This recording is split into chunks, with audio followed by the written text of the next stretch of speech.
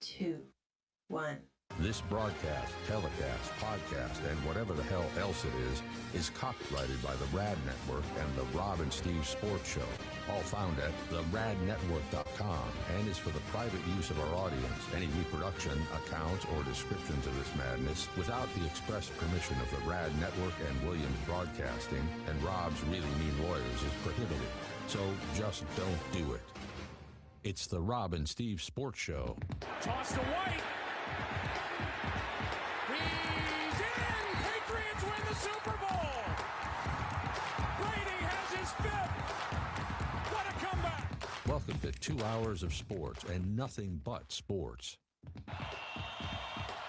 Mandel will hold it. Now they've officially made it 57 yards.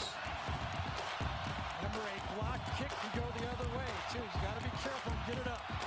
On the way. No, returned by Chris Davis. Davis goes left. Davis gets a block. Davis has another block. Chris Davis. No flags. Touchdown. Auburn. Email the show at ras@theradnetwork.com. Durant. Back to Curry.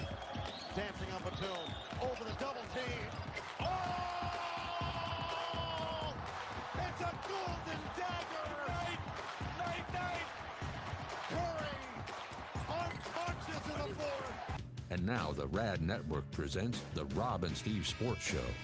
Welcome to a Monday. You can email us ras@theradnetwork.com. 2 weeks from today, Major League Baseball trading deadline over the next two and a half weeks. All of the NFL teams will be fully reported. We got, the August 6th. Ooh, is the very exciting Hall of Fame game in the NFL. Rumors continue with the NBA and such. I'm going to throw a bunch of different little things to get us started here, Steve. Starting with yesterday was the FIFA World Cup final. Yay, Spain. End of World Cup report. Here's what I need from you, Steve.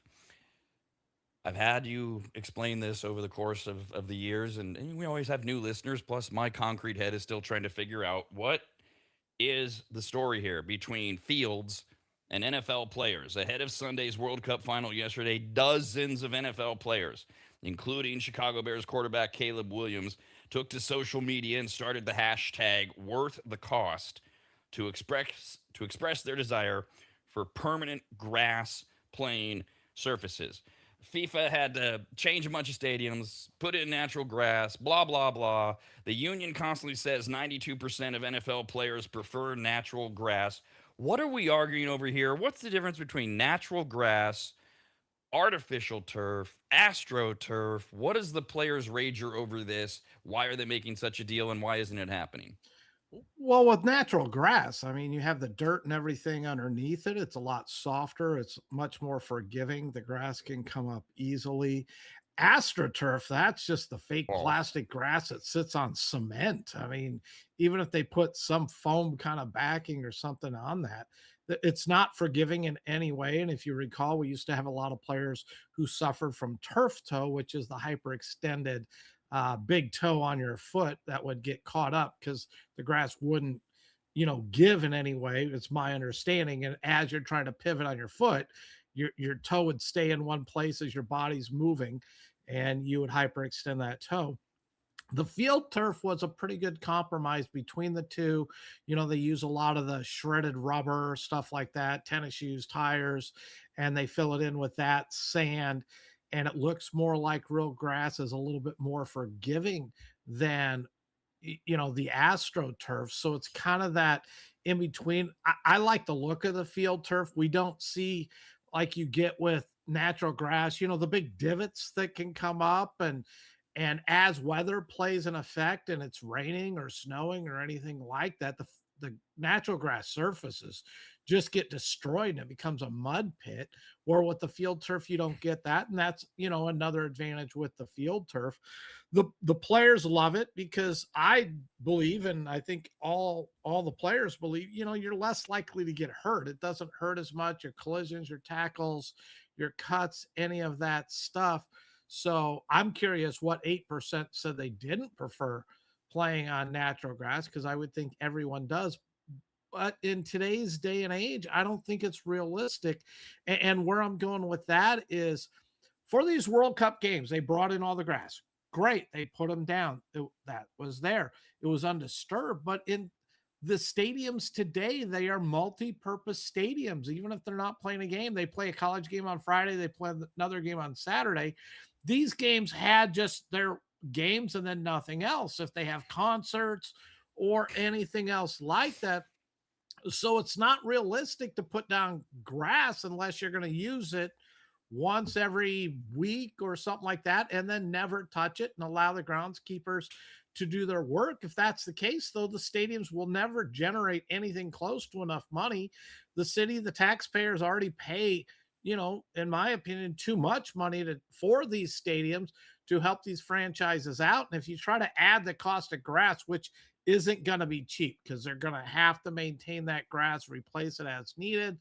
You're talking, and again, I'm not a groundskeeper, I'm not any of that, but you're talking like millions of dollars to keep the field that way. And you're not generating anything else because you're only having that football game on it. And are you going to, I don't even think it could stand up to a college game and a pro game. So you'd have to have just pro football. Okay, we're going to play what, 10 games, 12 games a year maximum on this field, and the whole rest of the time the stadium's going to sit empty. That's not a good return on your investment. AstroTurf was a disaster. I only actually played on it once when I was in high school. It wasn't our school, but there was a school in the area that had a lot of money because they had a really great athletic department. Blah blah blah. Weird weather in California 40 years ago. We needed somewhere to practice. School invited us. It was indoors, so we're on AstroTurf. It was And concrete. I was going to It was say, and concrete. didn't you get the AstroTurf burn too? It was I don't know. awful. Awful. So you get So that, like, whatever it is feels like it just went on fire and just rips your skin off. I thought, though, field turf was the compromise. I Mhm. thought that was where everybody had said, okay, first of all, it's doable. It's financially stable. It doesn't have most of the trappings of AstroTurf because you bring up grass and you bring up the multi-purpose thing. I know no one wants to hear this example when you hold up the Oakland Coliseum of all things as a shining example, but it was once an actual viable outdoor ballpark where the Oakland A's and for a while Raiders play, and they were phenomenally famous for Day on the Green concerts, but other things, that field could not. When there was a time, grass, different time. A's and Raiders were playing in the same Coliseum at the same time. And when the Raiders played, the A's, like in September and October, the A's field was destroyed. Concerts destroy these fields. So I'm with you. I don't see the viability of it, which is why I'm missing the players and the NFLPA being so broadly behind it. I guess, are you going to throw this out as part of the collective bargaining agreement when they want to go to 18 games? You're going to demand grass. It's an odd thing to really hitch your wagon to with everything else going on. That's why I like bringing it up because I'm a little lost on the whole thing. Well, I hope I was able to provide accurate information and at did. least my You did. opinion on it. It's still not giving me the motivation that I quite understand why they're putting so much into it. It could be a misdirection. We'll see. Here's the other one. There's many more I want to throw at you. What is the deal? Okay, Major League Baseball, great season, lots of great controversies, lots of great stories. The ABS, the replays, 24 teams are in the wild card hunt. Technically, what is it, 28 mathematically? I don't freaking know. But star power, a lot of big names in baseball, a lot of teams. The two biggest, Shohei Ohtani's left knee issues and concerns over his viability have caused him to shut down as a pitcher for now in the second half. He will not make his next scheduled start, and manager Dave Roberts says he's out of the rotation indefinitely after his knee got some lubricant injections during the All-Star break. He was supposed to pitch Wednesday. He won't. His last start came on July 3rd. His setback comes as lefty Blake Snell is beginning his rehab, and Tyler Glasnow is throwing in the bullpen. We can talk about the Dodgers specifically in a moment. Let's talk about star power first. Shohei's hitting, not pitching. Aaron Judge ain't doing anything. He was moved to the 60-day injured list over the weekend. 2 months since he took the field. A scan this week showed his fractured rib is not healed enough to resume baseball activities is the front line. When you get halfway down the story, all he's available to do is incline walking. That's all they're letting him do. even though he says he's feeling better. And Aaron Boone, rather, the Yankees manager, says that Judge plans to return this season. It just remains a matter of time, which they say is a mystery. And then if you want to go Yankees deep, keep in mind they were 36 and 23 without him, 18 and 19 since then without him. Also, the Yankees don't have Giancarlo Stanton, Max Fried, Carlos Rodon. They're all working on coming back. Let's start with the star power, Steve. Shohei wasn't in the All-Star game. Judge wasn't in the All-Star game. Izarowski was in the All-Star game. There were a lot of people not in the All-Star game, made me less inclined as a baseball fan to care. Now the season comes back. It's the second half. But Tani's not pitching. I'm nervous about Judge. This feels like the bone bodies in the arm for all the pitchers where they're like, we don't know where. And I'm not saying there aren't stars, but they're the two big. It's Shohei and it's Judge and it's everybody else. I'm not saying it hurts baseball. It just sucks right now, pending what happens. It does. And, as you said, Shohei and Judge are the two big stars right now. They've been the last several years in baseball. Really, once Mike Trout started not being able to stay healthy and compete at the level that we saw for his first, I don't know, 7 years or whatever it was in the big leagues.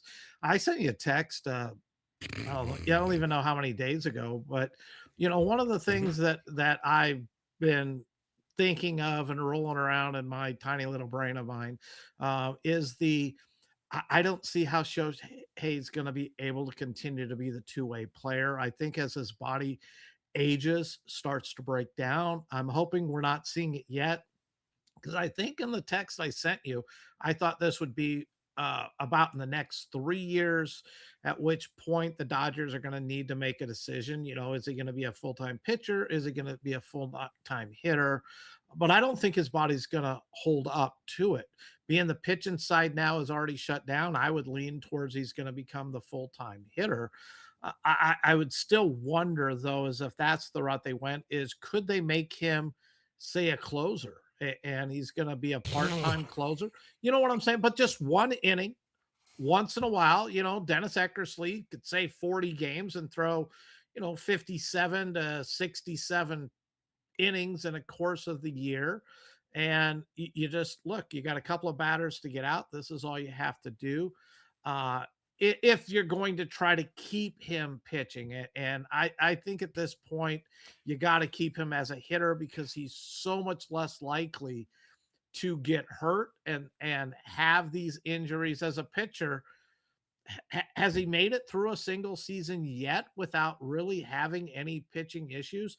I don't think he has. So far this year was the best, but now he has that knee injury, and I don't know if there's anything else going on, but he hasn't been able to maintain that either. So I think it's a realistic thing that here in the near future, they're going to have to decide and not allow him to be the two-way player that we've come to love, expect, and which has shown that he is the greatest baseball player on the planet right now. The injuries that have affected him, though, pitching wise, we can't intelligently say they are uniquely as a result of his pitching. It's because of what we're putting this guy's body through. And then you ask him to do all of these other movements. Pitching is a completely different set of movements from hitting, which is why now I do understand your answer of we focus on hitting because he's less likely to get injured in the long term and he has a career. Because my first thing when I saw both the story and your text, which I have here now, and you basically got it right, but I'll read it in a second, was, well, why not make him a full-time pitcher? Because the league is so desperate for great pitching all the time, even with all the stories this year of great pitching, that's the thing everybody needs as they go into the second half. And I'm like, well, why don't we just make him a pitcher? He doesn't want to only do one anyways. He wants to do both, which I think is going to be the battle as this goes forward. Your text was out of nowhere. This had nothing to do with the news of the weekend. This goes all the way back to, oh God, this was a day we were going nuts. Saturday, June 11th. So not this Saturday, a week ago. June 11th. June 11th? Is that long? Oh, July 11th. Okay. Whew. Last Saturday. Out of nowhere. FYI, Steve writes, I believe the Ohtani two-way player thing will come to an end in a couple of years. As his body ages, I don't think he'll be able to hold up and will give up or be forced to give up pitching. So And where I'm going with the pitching part is with when he was with the Angels, they had to shut him down. And I don't know if he had Tommy John surgery, whatever it was, but he got shut down. But then he had like the injury again with the Dodgers, which took him out of pitching. So he's had this a couple of times. He has not been able, and I know he's doing both, but the more serious injuries with the shoulder, the elbow, whatever it is, has been coming from the pitching, which is where I, I'm on record saying when he came over that I'd make him a full time pitcher because he can be an ace. He can be one of those elite pitchers up with the Scoobles, the Skeens, and this is before any of them are even known by anyone. But he could be that elite pitcher, one of the best in the game. And I didn't think he was going to be the best hitter in the game. He turned out to show he really is, if not the best hitter in the top three, because Aaron Judge, etc. But he's also shown he can do that from the pitching. So I go to hitting just because I'd like to see him have a longer, more injury-free career. I do love your idea of the closer thing. I don't know how it works logistically with him being able to warm up, and is he in the lineup or whatever. I assume if he's a DH, whatever. But you mentioned Eckersley. Smoltz did it. Imagine if they could get him healthy and right to know that that guy at any time can come in to close that. I like that story, and we get the best of both worlds, and maybe it's the way to get him to go, okay, that's a good compromise and make him excited about everything. Yeah, and with the closers, he would know ahead of time. Look, you've thrown the last 2 days, or you threw yesterday. Right. We're never going to throw you back-to-back games. He knows going into it. He's used as a DH, so the inning before or whatever. I mean, heck, put him out in right field. Let him play the outfield. He warms up in between innings. We'll throw it in and turn it into Little League. I mean, Rob, you played what? Shortstop and pitcher is my guess. Oh, okay. Yes. You went from shortstop to pitcher. You went from pitcher to the shortstop position in every one of the games you played. Right. And you only need those 8 warm-up pitches because you've been playing shortstop or whatever. Right. Also over the weekend, New Zealand's Ryan Fox won the 154th British Open for his first major championship. He needed a birdie on 18th yesterday to avoid a playoff. The ball stopped 11 and a half feet from the hole. He drained the birdie putt, and yay, Ryan Fox is your winner. World number 1 golfer Scotty Scheffler tied for 4th at 7 under with Tommy Fleetwood. Tried to make a little bit of a run yesterday. I had it on. Couldn't get overly excited for the most part about it. The story of the weekend was Bryson DeChambeau in a whole bunch of ways. His controversial 2-stroke penalty after the second round became the biggest story. He started the final round 4 strokes behind Burns. He was even through 8 holes, made a bogey on the 9th, triple bogey on the 11th, faded out of contention. He was penalized 2 strokes after Friday's second round for improving the, quote, area of his intended swing in tall grass on the 5th hole. Now, this is part of where the controversy comes in. He finishes his round. The RNA grabs him and takes him all the way back to the 5th hole over this play that had occurred 2.5 hours ago to discuss whether or not he had interrupted his ball. There are questions about why, when. Is this that replay thing? Is this some jerk from home calling in, whereas it's not really the players policing themselves and the RNA is getting involved, etc. TV replays showed that Bryson approached his ball in the native area, took several high steps, and it did appear the tall fescue grass behind the ball laid down as a result. The RNA says the rule applies when the action is accidental, as it was in Bryson's case. Obviously, if it's intentional, it applies, but it still applies even if it's accidental. He steps in the grass. You got to be careful. He moves his ball. He moves his lie, et cetera, et cetera, et cetera. So that started it. 2-point penalty, 2-stroke penalty. Bryson says, I may not play the weekend. Scotty Scheffler, number 1 player in the game, says that Bryson DeChambeau is, quote, definitely not a cheater, and he didn't do anything intentionally. They got deeper on all this stuff watching the replays, but in the interest of time, I'm skimming. We can go back. Golfer Max Homa also came to Bryson's defense, says he's known Bryson forever. He would never cheat at the game of golf. But boy, did Rory McIlroy go the other way. He did not mince words, saying, quote, I think there's no doubt he improved the lie of his backswing, whether it was careless or intentional, doesn't matter. The 2-shot penalty was justified. When asked if he thought Bryson knew what he was doing, McIlroy said, "I'm not in his mind, but it didn't look good." That was what was talked about in the British Open. To outsiders, just a whole bunch of silliness. And even to golfers, a lot of questions over the validity of it, how everybody handled it. And it just sucks that it took completely away from anything that was happening on the courses. Yeah, it did. And the sad part is I was paying attention to the Open up until that point. I watched it kind of like the day after when DeChambeau fell kind of out of contention. I didn't watch it the rest of the Yeah. weekend. I was hoping he'd come back and win. And the two things that jumped out at me, don't know if it's relevant on the first one in any way, but DeChambeau's in the live. So is it the Rory Right. McIlroy? You left the PGA bitterness, you went to live, and you fought to play on the US tournaments, and is it that kind of thing, which is where Rory's comment came from. The other question I would ask is, watching it, and I get the shot that he had all the time. I'm in the tall grass, I'm in the rough, and I go and step and go behind my ball because I want to see what's in, the direction I'm going to hit the ball. What's my clearest path? What do I need to aim at and figure out where I'm going to go? And the grass is tall. I don't think he did it intentionally. I think he did what most all golfers are going to do. Hey, look, let's go take a look at my lie.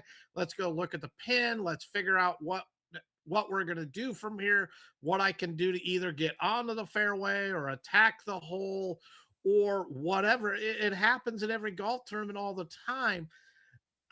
And so I do think it was accidental, but if this is the rule, and I'm not saying it's not the rule and they didn't enforce it correctly, does this mean anybody in tall grass can no longer go behind their ball, look at their ball, and try to line up and figure out what direction and how they're going to play the ball out of that spot? Because, oh no, I might step on some tall grass because it is tall, and then I've interfered and give me the 2-stroke penalty, and we go from there.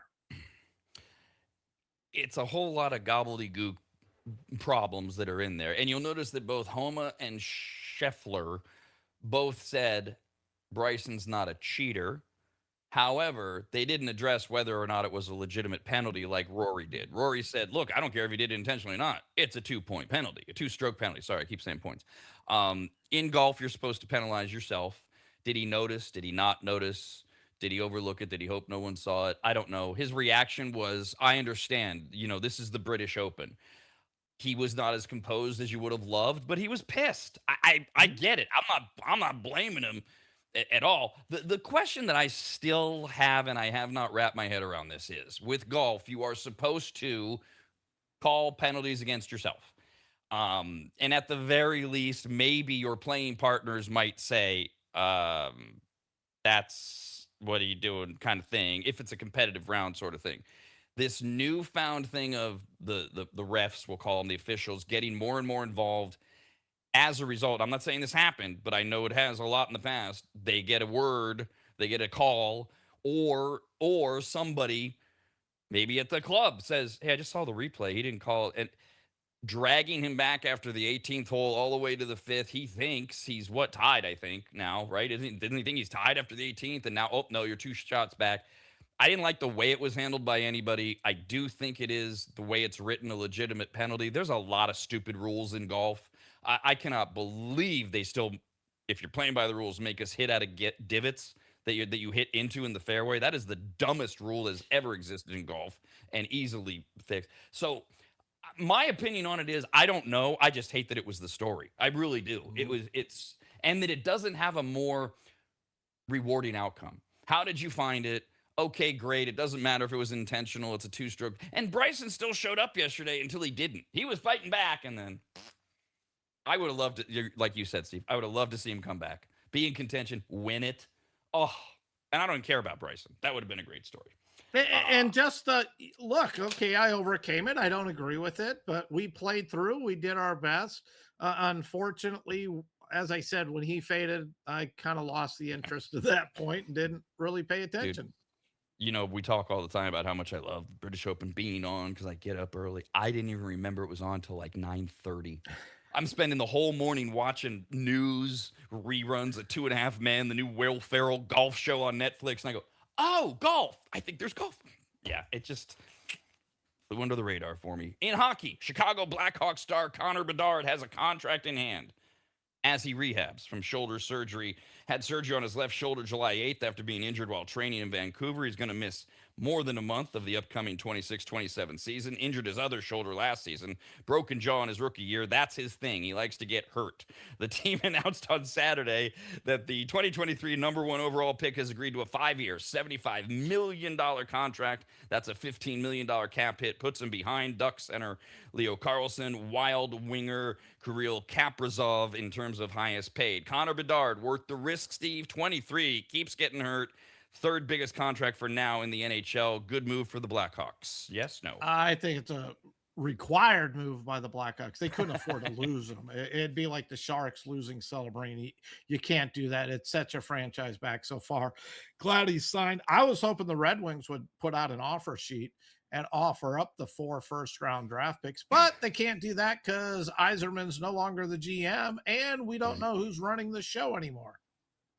One other story we talked about last week, I just wanted to put a bow on, and because now I really don't understand it. Michigan Athletic Director Ward Manuel, who's 58 years old and has led the powerhouse department for over a decade that saw numerous national championships, as we talked about last week. This is Steve's account. He brought him football, he brought him men's basketball, but there's been NCAA run-ins, legal issues, assistant football coaches, the firing of Sharon Moore as the coach, etc. Manuel is a former Michigan defensive lineman under Bo Schembechler. And this morning, the school, over the weekend actually, and then this morning, the school released a summary of an independent investigation into the culture of the scandal-plagued athletic department, which said that neither the investigation nor the culture review found that misconduct was widespread throughout the athletic department, the department that Ward Manuel sees. This independent review says the culture review found that weaknesses in accountability, oversight, and reporting created conditions in which misconduct was not always addressed consistently. Okay, that sounds like a good report. In other words, you got things to work on, but it's not systemic. And the review concluded that Manuel himself demonstrated important leadership strengths, particularly his commitment to student athletes. And this morning he announced he's stepping down at the end of the year. Now, you kind of went into what was behind this with him. Does this report, is this their way of all getting in a room and saying, look, we're going to make you look really good. You're going to resign. We're not going to fire you, and we're all going to go our separate ways. What's going on here? I think it's what you just said. I think the report came out and it's, look, there's nothing that much here. You can get someone, internal controls or whatever, compliance officer who looks at these weaknesses, make sure we strengthen them and continue going through. It gave a positive note on how he is dealing with the student athletes, a student of the university, etc. So you can't just force them out. I think they probably went too far down that road with the board of regents or whoever it is who makes the decision. I think he realized he was going to be out one way or another. They found a compromise. They're buying him out. He can stick it out through the end of the year and reach whatever financial decisions it is. He can also help transition anyone who's coming in and help put in place what they need to do to ensure they meet the requirements that the university is looking for in the future. And I always want every university to follow and follow all the rules. Don't bend them, don't break them. Do what's best for the university because it is a learning institution. Football, basketball, there's still games. They are the revenue drivers, but there's still games. So do what's best for the university. But I still fall back on, how are you really going to try to compete at the number one level and be a top university, which is what Michigan expects, if you don't kind of get close to those borders, those rules? I'm not saying break them, but I'm saying you got to push them a little bit in order to be competitive and compete at the level that you expect. By the way, just because we're talking about college and you said push the rules a little bit, totally out of nowhere reminds me. I've been seeing the story. And I just wanted to throw it out there. I was going to throw it out there real quickly. I don't know if you've seen, Steve. There's not a lot of specifics that I saw, but Bill Belichick is bragging, talking, hyping up how his North Carolina team is vastly improved over last year. I know, look, whatever else screwy is going on with Belichick, we've always thought he was a hell of a coach, but we're the Brady Belichick thing. Is that a win for Brady? Is he legit? Is he real? Has he done his magic? Is there reason to believe we won't know that he's done his magic in North Carolina? The statement's no different than soccer's the fastest growing sport in America, and the viewership of the WNBA is at all-time highs and growing at a astronomical, what was he, 3-9? I mean, wow, Right. 4 wins, and he's already vastly improved. Yeah. So the statement's a nothing. The thing that I am enjoying about North Carolina and Belichick this offseason is you hear nothing outside of that statement, Right, which right. is nothing in any way. Where last year at this time, we heard so much, everything was going on. It was in my opinion, a PR disaster for UNC last year with Belichick, his girlfriend, and all that. Silence this year is golden, but that statement means nothing. Rob and Steve continue next, only on the radnetwork.com.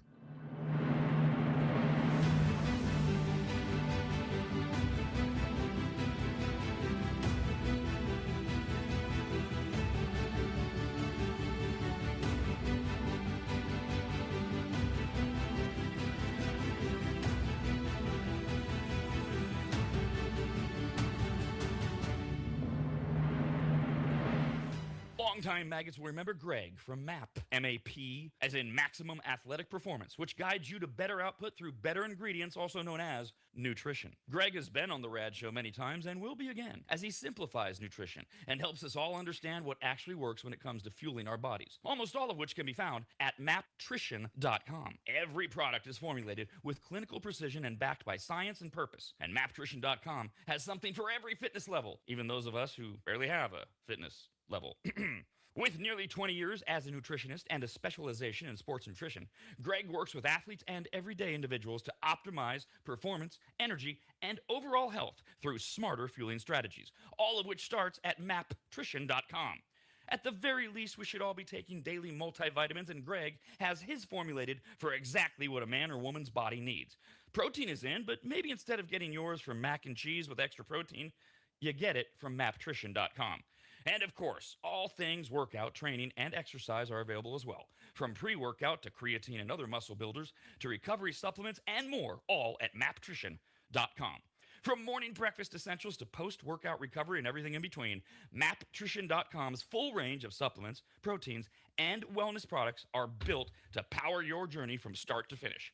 Check out all the products and find what's right for you and order it shipped to you all at maptrition.com. That's maptrition.com. If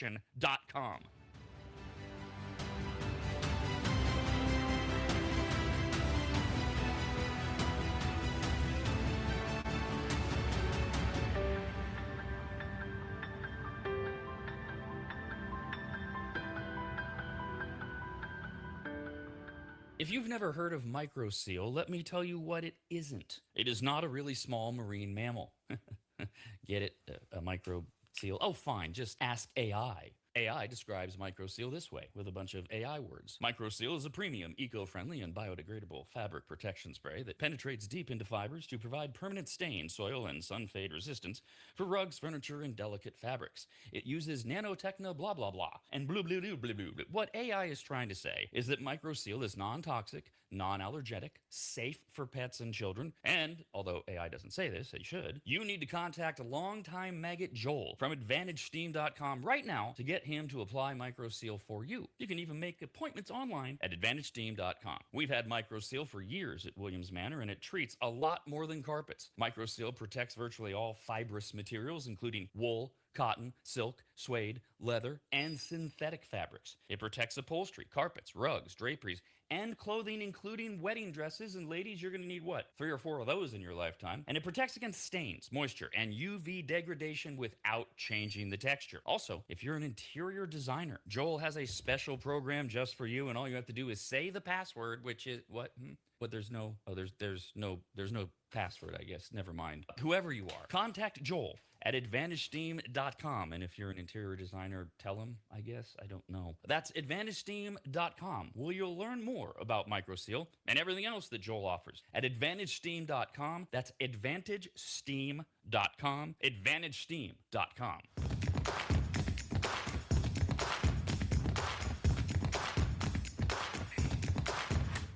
The Rob and Steve Show on the Rad Network. Let's get back to it. Email Rob and Steve, RAS at theradnetwork.com. There are 50 days, 50, less than 2 months, 50 days until opening day of the NFL, the what will now be Wednesday night football, so that we can then get Thursday night football from Australia. This is what we call breaking news that means nothing. Breaking news that we all knew this was going to happen, but we just got a story about it, so it becomes breaking news very quickly. Roger Goodell is the commissioner of the NFL. Boo, boo, person that made this such a behemoth. Boo. His contract ends in March. No one expects anything to change. The owners have 3 different meetings scheduled, August, October, and December. Between now and then, they could, at any of those meetings, finalize a deal to extend Goodell, who's been the commissioner for 20 years and has done things to the game. I'm sure any football fan could go, I didn't like this, I didn't like that. You can't argue bottom line success of what this guy's overseen. If he wants to keep working at 68, because he's worth more money than God almost, he can, and it sounds like he wants to, and he will. He ain't going anywhere. No, he's not. And he's as much as, everybody boos him at every draft. He's done a great job. We all have a problems with him here and there, and we can nitpick anything we want, but he has grown the NFL. It's as much as I hate the international games. I mean, he's doing his best effort to make it worldwide, not just an American sport. So I can't blame him on that. I just don't like necessarily the route he's taken and the stuff he's forcing to us as a fan. He's running a business, but we're looking at it as a game. We look at it in different eyes than he does. Exactly. And from a business standpoint, the owners hire the commissioner. It's a no-brainer that he'll keep. He's taken the league from, I don't even remember where it was originally. I know it's gone to 9 to 12 to $15 billion. And by 2030, it's a $30 billion enterprise. Business-wise, you can't argue with it. You could always make the case of fresh blood at some point. He's been there 20 years.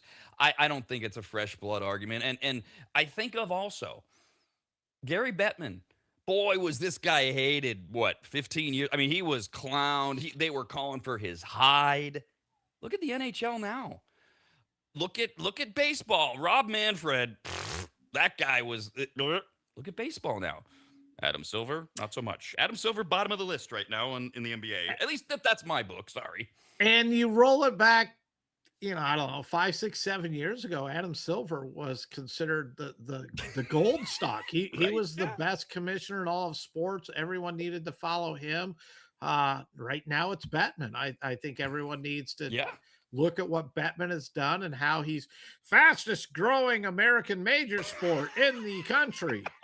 Sorry, had to put that one in there.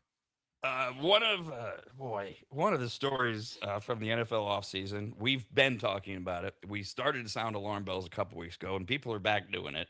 This Brandon Ayuk story is becoming less and less about football. Receiver for the Niners, unwilling to seek reinstatement. He's been on social media. He's been all over the place. And his latest social media messages over the weekend decided to go not at the 49ers. He's done plenty of that. They just mad because they stupid. Now he's going after the NFL Players Association in a series of statements that he released on social media on Saturday.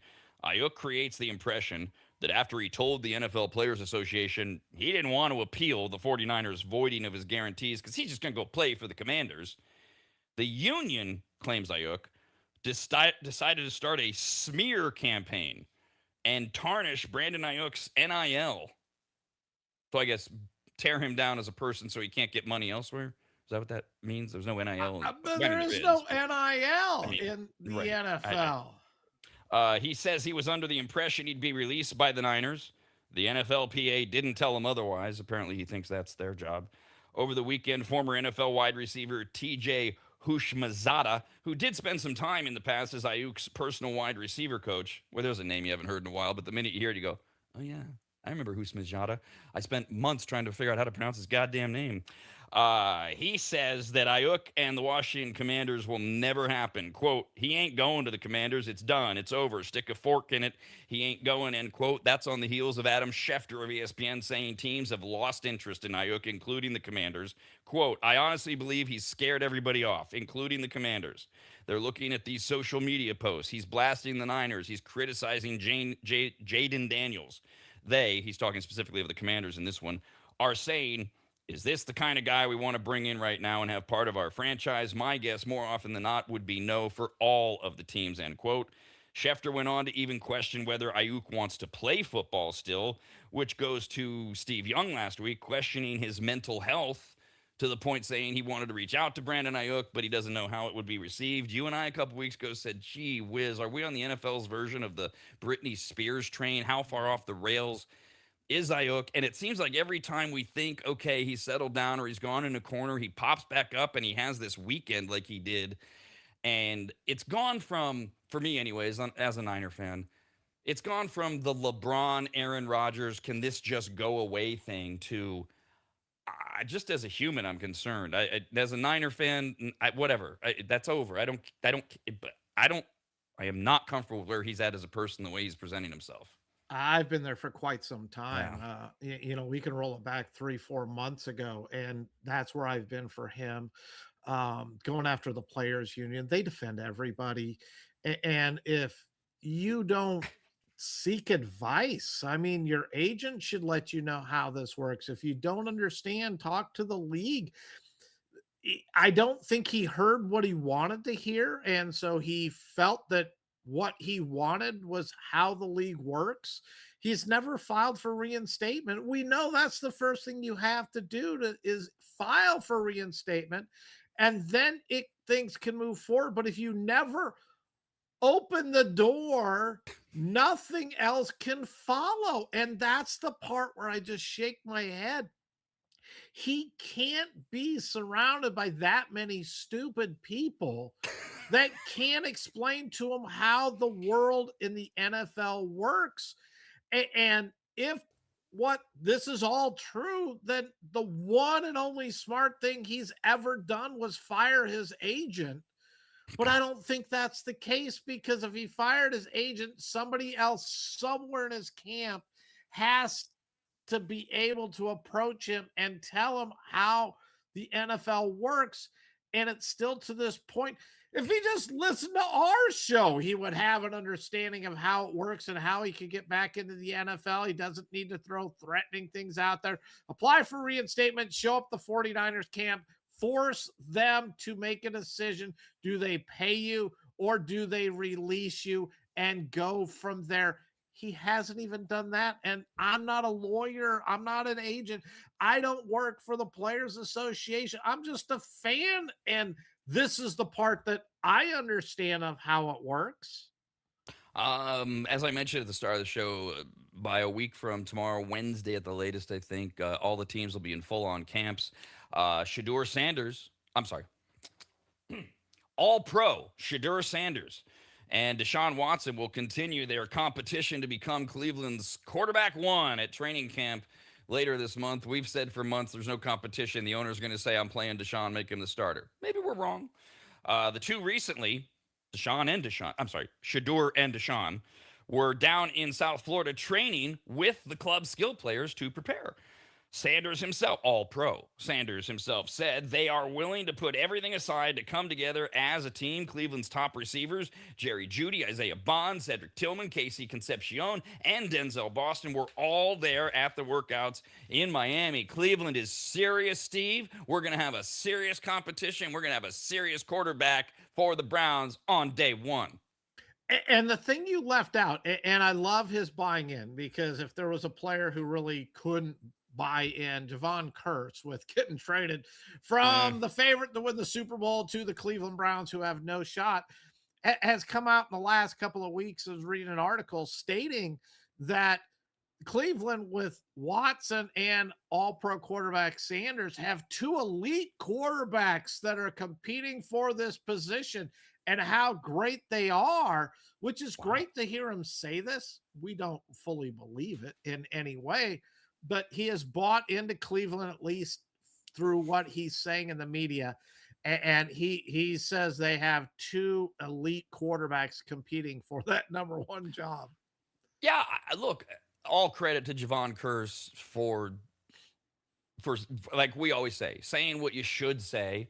I think he went a little too far. I think he gilded the lily with the word elite. That's the problem. You think so? I'm coming from the MVP, Matthew Stafford, and I'm going to say that these guys are even in the universe at quarterback position compared to Stafford.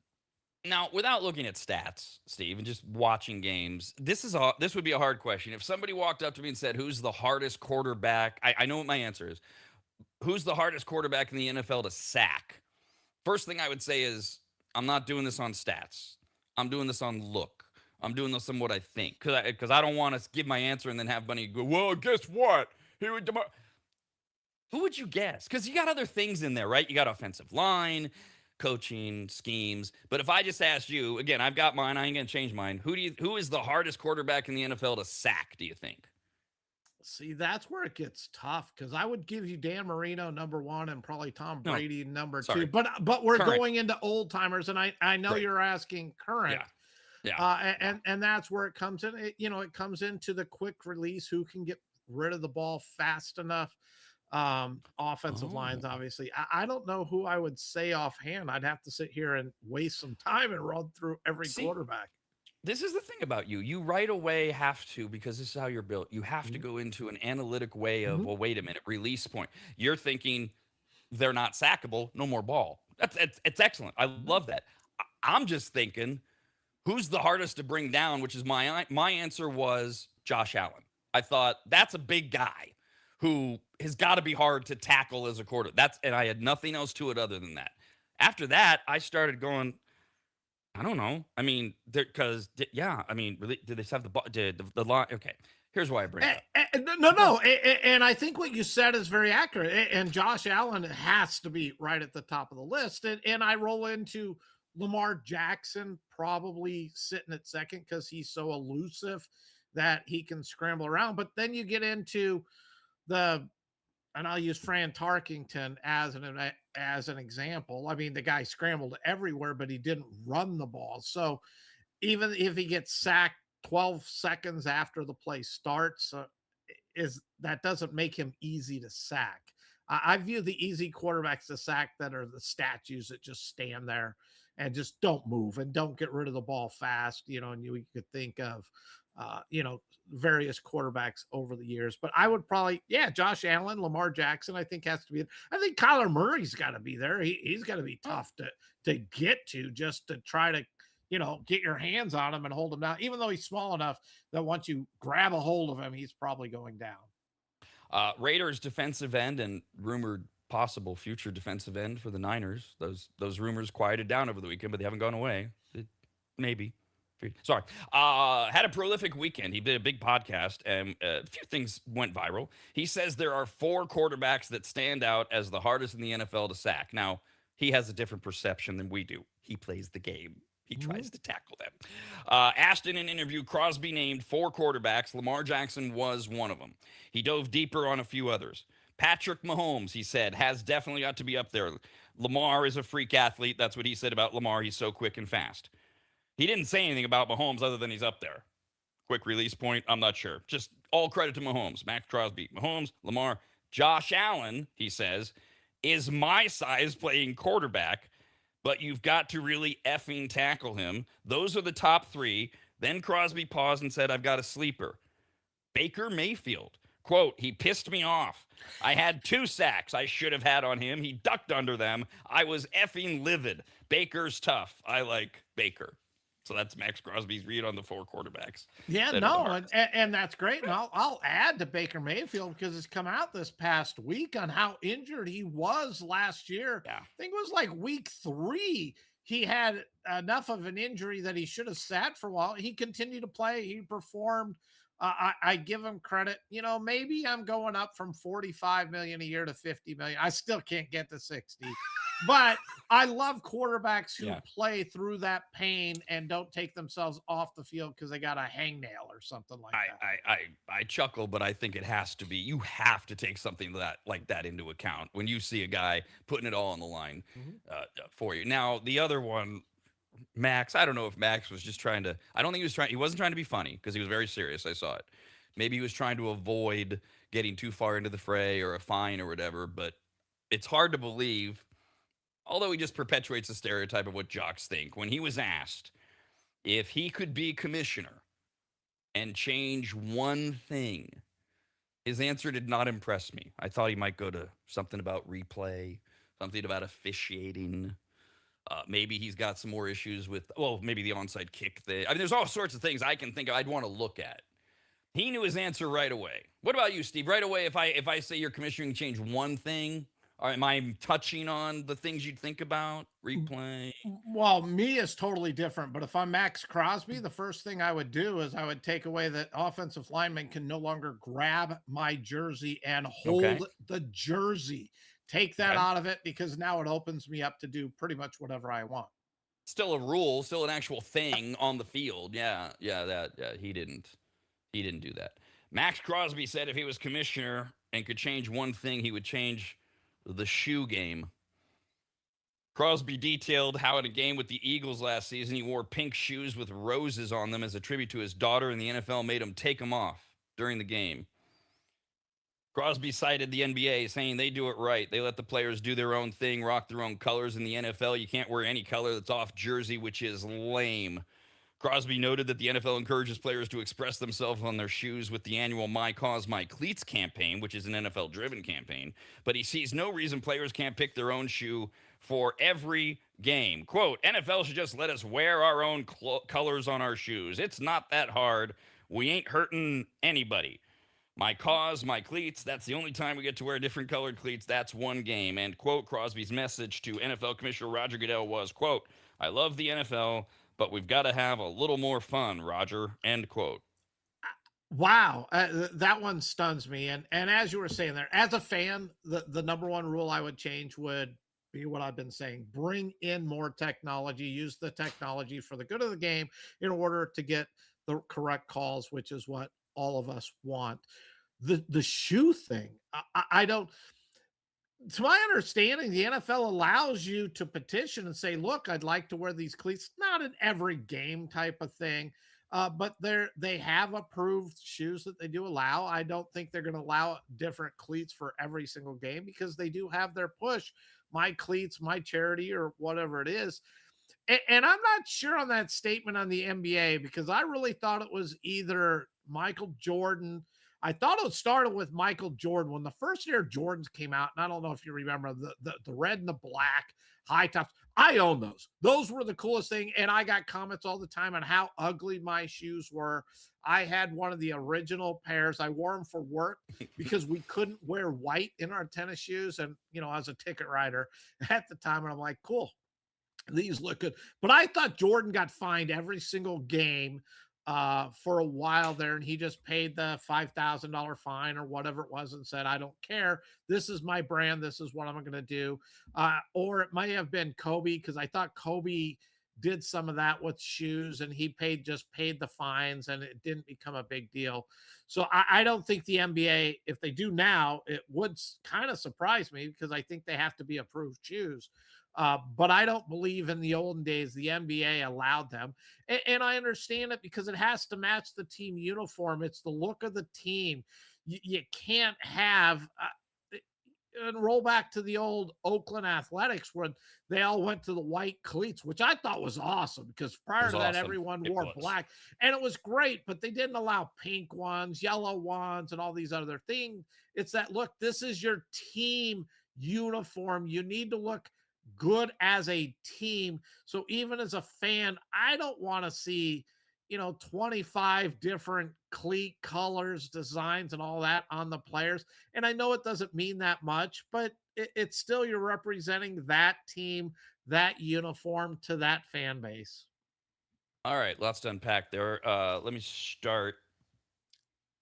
What is? Oh, that's right. I'm sorry. I'm trying to read the notes that I made.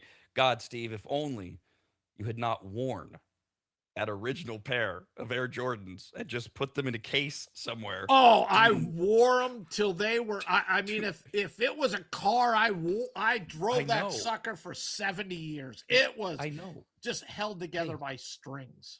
Hey, me too. And this was an age, right, when we were growing up being told by our parents to collect and save everything, baseball cards, comic books, antiques, they'll be worth money. None of us thought of it with shoes. Can you imagine if you and I had unopened original Air Jordans? Oh my God. It's like, no, we just wore them. Silly us. Okay, now, I know you don't watch movies, Steve. If you ever decide to watch a movie, watch the movie Air. It's about Michael Jordan. He's not in it.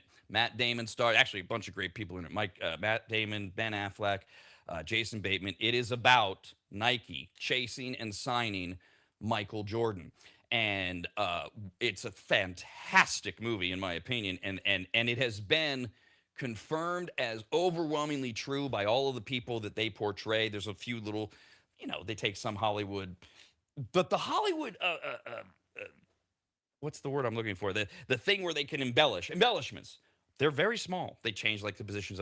There's a great scene in the boardroom. Matt Damon gives this amazing speech that allegedly really did happen by a Nike executive, and it's what turned Jordan. But to your point, one of the things they did in that meeting was they told Jordan, "This is the shoe that you want. This is the shoe that we want. We're going to pay your fine every game." And they did. And that's totally legitimately 100% accurate. The NBA shoe rules are slightly less rigid now, but they mandated for a while that at least 51% white, the shoe had to be 51% white, and then match both the team's colors and the shoes of the teammates. That was the 1980s rule, which Michael Jordan famously defied in 84 by wearing his black and red Nike Airships, fined him $5,000 a game, which Nike gladly paid and obviously turned it into a behemoth. The NBA has been relaxing color restrictions starting in the 2000s. Their current policy is the NBA has completely lifted all color restrictions. So who was talking? Whoever. Max Crosby. He's right. Players can now entirely express and coordinate their shoes, custom designs, or personal preferences. So that's where the NBA has landed. Yeah. Whereas the NFL hasn't. Yeah, let the NFL do it. I just, I just like the standardized look for the whole team. I do, and I'm more upset, like I'm really losing sleep over this. I'm more not appalled. I guess I'm just laughing at, of all the things you're going to change as Max Crosby if you're the commissioner, or the shoes. Okay. Speaking of being the commissioner, Roger Goodell, who may be up for his extension, was asked last week if there's a new country. Well, we already know the answer in the one he gave, in which the NFL would like to stage a regular season game. Goodell gave the answer, but before that, he said what we all know is also true. I've got 10. Right. He wants to play 16 of these. He's got 10 more countries he's thinking of. And then he mentioned Japan by name. We all know they're trying to go to Japan next. They have to get the NFL Players Association to increase the limit. They're at the limit this year, 10 international games. We all know he wants to go to 16. And he's got a list of other countries. And yay, that's great. All right, back to the field. You didn't want to add anything to that, did you, Steve? I was just going to say they're going to go to 16, but we need to go to the 18 game schedule and 3. I've been touting it from the get-go. 3 buys. Yeah. Yeah, I mean, they can make it work. I'm fine with that. They can. I don't know why, but Pittsburgh Steelers took some shade over the weekend for no reason other than why not. Steelers insider Ray Fittipaldo, who's been following them for the Pittsburgh Post-Gazette for decades, has predicted this isn't really shade, by the way, but he's predicting a shakeup to their offense this season. He spends time with the Steelers all the time. He says, look for the Steelers to pass more frequently on first downs this year. The past few seasons, you saw a lot of running early, led to a lot of third and longs. It's a lot easier to run on second and third. So he's been talking to McCarthy and Rodgers a little bit. And so just look for that aggressive Steelers passing game on first down. Meanwhile, former NFL general manager Mike Tannenbaum, who served as the Jets general manager from 06 to 2012, so he knows a lot about not winning. He says there's zero chance of Aaron Rodgers leading the Steelers to the Super Bowl for no reason at all. On Friday on ESPN, he was asked about Aaron Rodgers and said, quote, the only way he's going to LA is if he flies there, end quote. I don't know what that's about, but a couple of... I don't understand that shot. I agree with it, so I can't say anything about it, but right. I don't understand that shot. And yes, the Steelers are going to be more aggressive. They're going to throw the ball more because that's more McCarthy's style of play. You know, Tomlin was don't make mistakes, ground control the clock, and dominate on defense and push field position in order to score. That's just his style. McCarthy isn't that way. So anything's going to be a more exciting offense than what Tomlin ran. New York Giants running back Cam Scatterbo had his 2025 rookie season cut short by a devastating ankle injury, and now he had fans flipping out over what they saw him do on Saturday. He's been transparent about his injury, recovery, and rehab, and he was showing off the health of his ankle over the weekend at the Fanatics Fest this weekend, put on by Fanatics, the memorabilia, sports memorabilia guru. They huge convention. They show you everything, and the Scatterbo took the stage at an event at the convention, showed off the surgically repaired ankle, and then proceeded to execute what he thought was going to be a flawless backflip. You know, I'm showing you off. I'm showing off. Look at my knee. I'm so great with my flawless backflip, which instead of landing securely on his feet, he fell. And then he jumped back up quickly. So it starts with him. He pulls up his shorts, and then he backflips. Oh, he falls like he fell on his butt. He gets back up, and I'm fine. He says, I'm fine. Everything. Well, as you can imagine, this went viral immediately. People were freaking out. How's this guy doing this? Why is he? It harkens back to baseball players who are skiing or riding snowmobiles that they shouldn't be based on their contract. Should he be doing this? Well, yesterday, he tried to ease the minds of fans by saying, I will not hurt myself before the season. When I took off, meaning on the flip, I was midair. And I thought to myself, holy cow, I'm not going to land this. I'm way too high. I landed, but it had too much cushion. It wasn't a stiff, firm ground. Nothing came from it. I'm perfectly fine. Nothing happened. We're good, end quote. I believe him. I've had that experience diving into a pool where you're in the middle of it going, crap. He just shouldn't have done it. It's just a dumb look. Yes, it is a dumb look. He shouldn't have done it. He shouldn't put himself in any possibility of risk for further injury or future injury.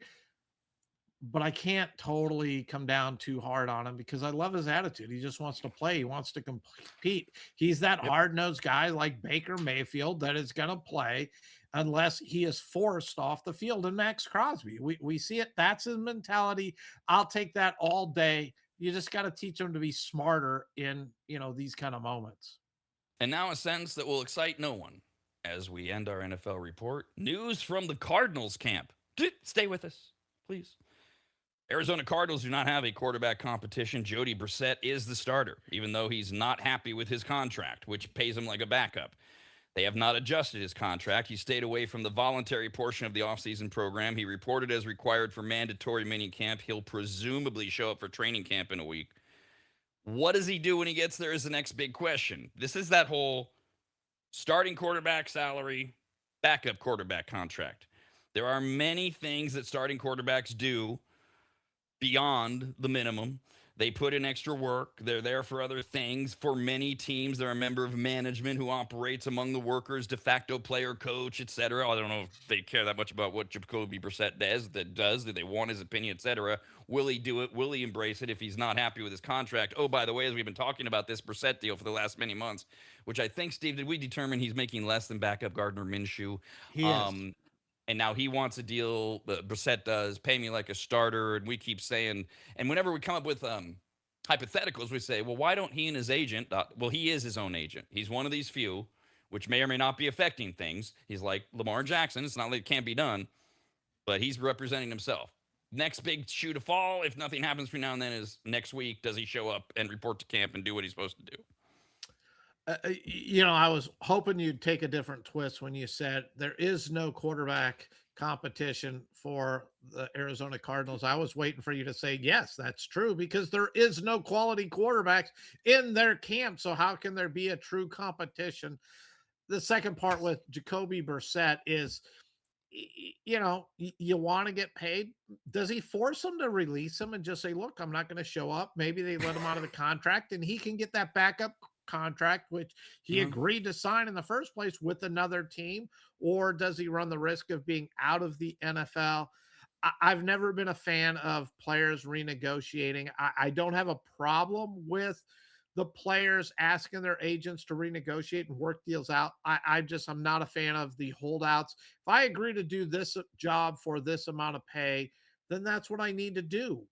Fulfill the contract, and when it comes time, if they want to pay me more earlier for more secure down the road, great, but use it to my advantage when my contract's up. Let it expire, and I can be a free agent and go. That's where my distaste for it comes from, is that it's not like Jacoby Brissett's coming off a career year, a record-setting year, and he's saying, you're not paying me. He's been given a title, and by the way, he's been given a title by de facto means. You're the starter because we got nobody else, like Steve just said. Just go out, play, impress, and then earn. And it's not like you're not getting paid a little bit, $5 million or whatever it is a year. Come on.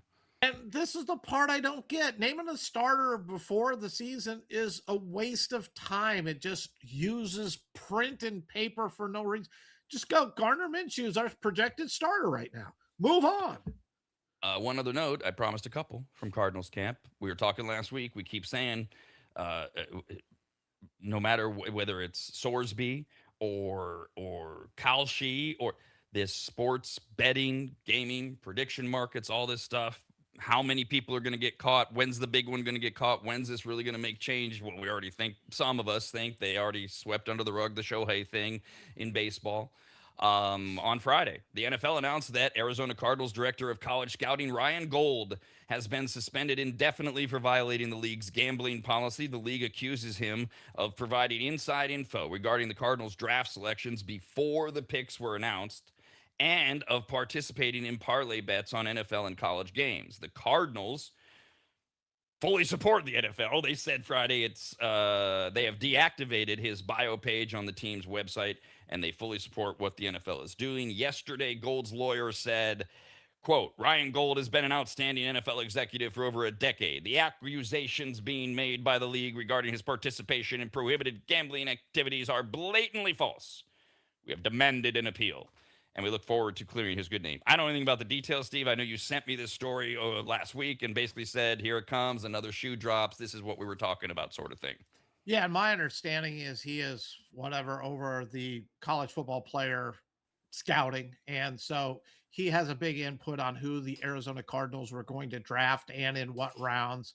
And he used that information either for himself in order to place these prediction market wagers or sportsbook wagers, or he passed that information on to a friend in order to capitalize on the sports betting aspect of all of this. And being in the position he had the knowledge. He knew exactly who they were looking at and in what spots. So it's just another way that this one is a small one, but it's still out there, and we're not even close to fully discovering everything that's really going on out there now. Rob and Steve continue next, only on the radnetwork.com.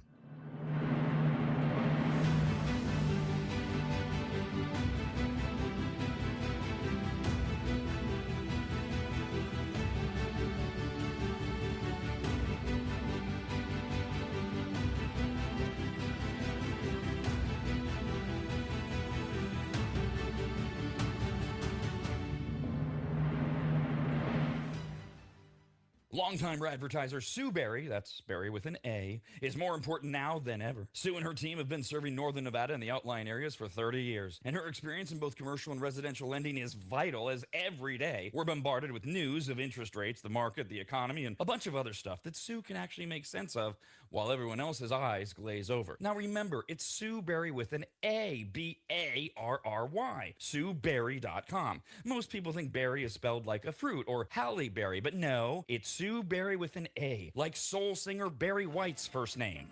I've heard people say, Stop that. Sue is a broker versus a retail lender, which means she can shop over 150 different lenders to get you the very best rate possible. And on average, someone who uses a broker like Sue saves over $10,000 per loan, which includes refinancing. And if you have a rate at 6.5% or higher, call Sue for a free quote now on a refinance. Sue Berry and her incredible team from Barrett Financial can be found at SueBerry.com. That's Berry with an A. I've been working with Sue and recommending her to you for years. All you need to do is call her now so she can get you pre-approved.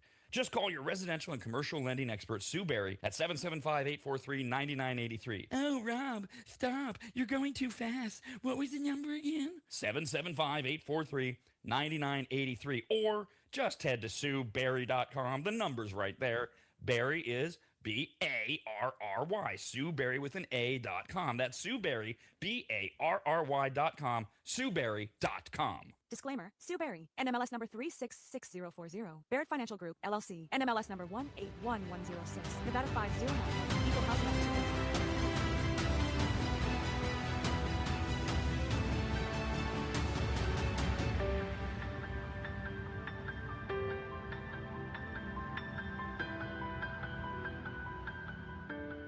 Longtime maggots will remember Greg from MAP, M-A-P, as in Maximum Athletic Performance, which guides you to better output through better ingredients, also known as nutrition. Greg has been on the Rad Show many times and will be again, as he simplifies nutrition and helps us all understand what actually works when it comes to fueling our bodies, almost all of which can be found at maptrition.com. Every product is formulated with clinical precision and backed by science and purpose, and maptrition.com has something for every fitness level, even those of us who barely have a fitness level.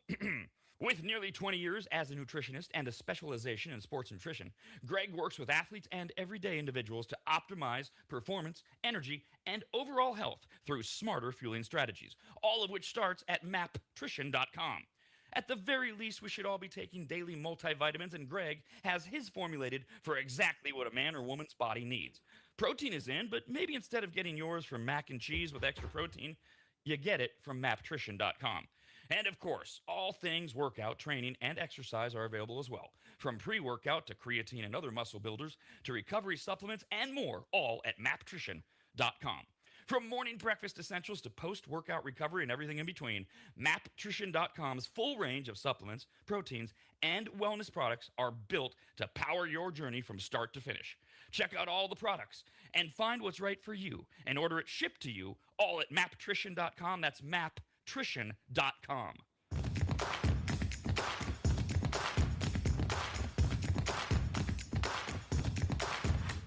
For them, every day is a must-win. Huh? What does that even mean? Back to Rob and Steve. Email the show at res@theradnetwork.com. Back to Major League Baseball we go. We are in the second half, post All-Star break time. And we've been talking a lot about teams that are doing a variety of things in terms of signing players. We're going to have a season next year. Who knows? They're wrapping up youngsters, etc. And then there's the debate over who's a buyer, who's a seller, who's in it, who's not. And this story defies almost all of those things. The Baltimore Orioles agreed over the weekend to a 5-year extension with starting pitcher Kyle Bradish. Orioles not exactly in the hunt right now. 29-year-old Bradish is 6-9 with a 3.61 ERA and 19 starts this season. It's his first full season back from Tommy John surgery, which he had in 24. The year before that, he finished fourth in the Cy Young Award voting. 5 years, $90 million. Orioles wrap up Kyle Bradish. We're, for the most part, Steve, fans of wrap-up players, pay them what they're worth, lock them up early. Is it an inspirational signing?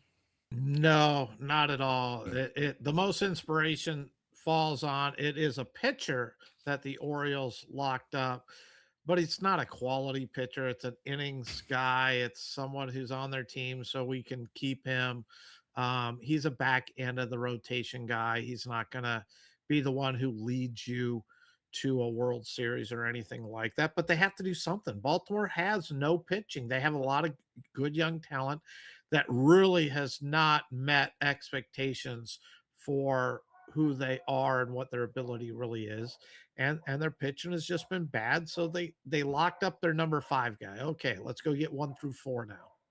Who was it yesterday, Steve? It wasn't Jeffrey Springs. It was the other guy that the A's were throwing that neither of us like, and we know that who was I can't remember. Lopez. Yes, Yeah, Jacob yeah, Lopez. and he had a decent outing. I give him some credit. If that Jacob Lopez could go out there day in and day out, I'd say, again, not a quality starter, but he could be a number 5 and provide some innings and length to your rotation. So that's what reminded me of the text, because I sent you something like, oh goody, whatever his name is going today. This will suck. And you texted back, he's so bad. But when I got your text, I walked to the kitchen and I came back to my cell phone sitting there on the coffee table, and I can see, so I don't have my glasses on. Sorry, old man problems, right? Reading glasses. I can tell it's from you. And I can't quite tell what you said, but what I thought it said would have been hysterical. And it's the kind of thing that you would say, but you would really reserve it. You wrote, he's so bad, but without my glasses, I thought what you said was, he's an idiot. And I just laughed at how random that was. And then I went, oh no, he just said he's bad. Okay, that's fine. But he's an idiot would have worked too. Now. And if he can keep the ball in the ballpark, that's his big problem. I'm done with him. All right, now, before that, what we really texted about this weekend, no coincidence, you were leading the charge, wouldn't leave me alone, about the Boston Red Sox. Your Boston Red Sox, dead, left for dead, worst, terrible at home. Meyer, their manager. Crap, they've won 13 in a row. They beat the first place Tampa Bay Rays. They swept the Tampa Bay Rays. Yesterday, they won their 13th in a row. The streak of 13 is tied for the second best in Red Sox history, with a 13-game streak in 1948. They win 2 more. They break their longest streak, set in 46. Sonny Gray, Sonny Gray is 12-1, gave up a run and 5 hits over 6 innings, struck out 5, issued 4 walks, 9th consecutive quality start. Hasn't allowed more than 3 runs since April 14th. If only the Red Sox were sellers. There's a guy the A's should pick up. What is going on? The Red Sox, 10 in a row, 13 in a row. They are in 3rd place in the East. They have no chance to win the American League East. Or do they? 6 back. They are the wild card team right now today. Your account, Steve, what the hell? It is incredible for this to watch.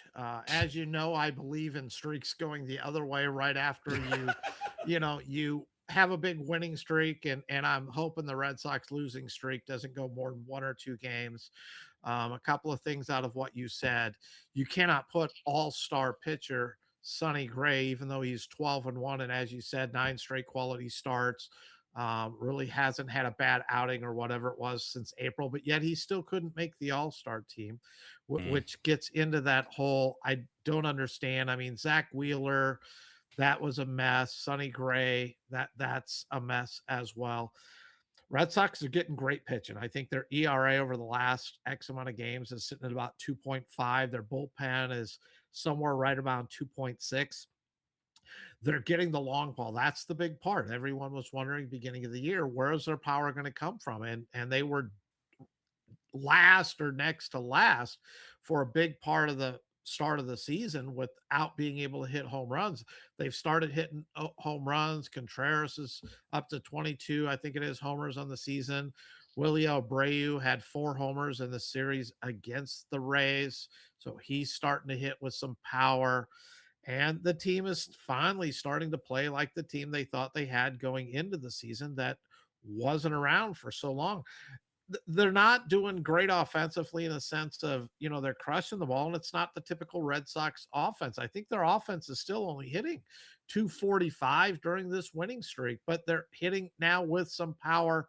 They're sacrifice. I think they had 8 sacrifice bunts over the last, X amount of games. So they're moving runners, they're taking bases, they're hitting with some power, and they've been getting great pitching. The pitching has always been there.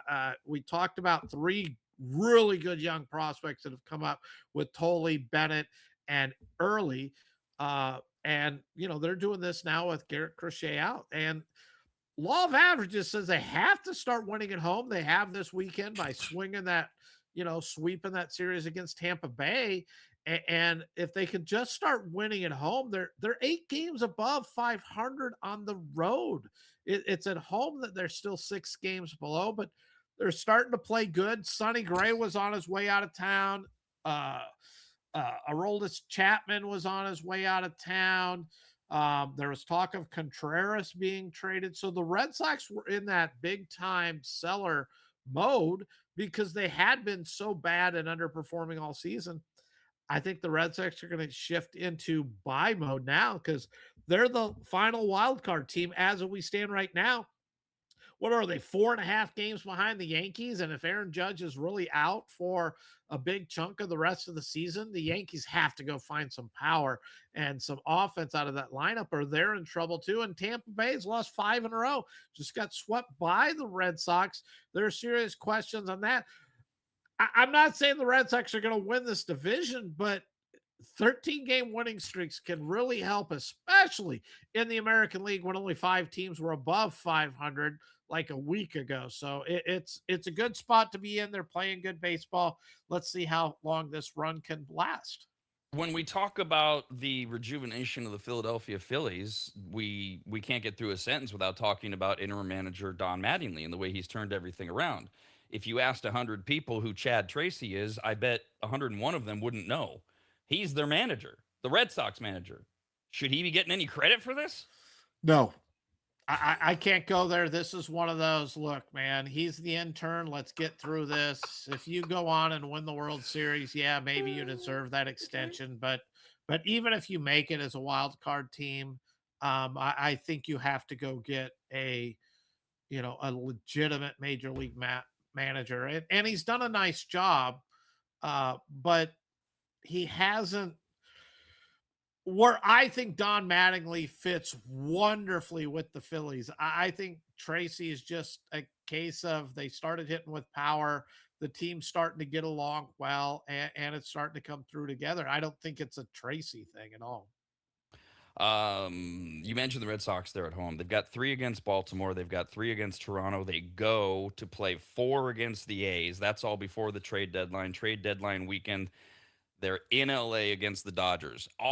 You alluded to it? Are the Sox? What do the Sox need? Are they buyers? And what are they buying? Because they're gonna have a pretty good run here. Baltimore, Toronto, and the A's.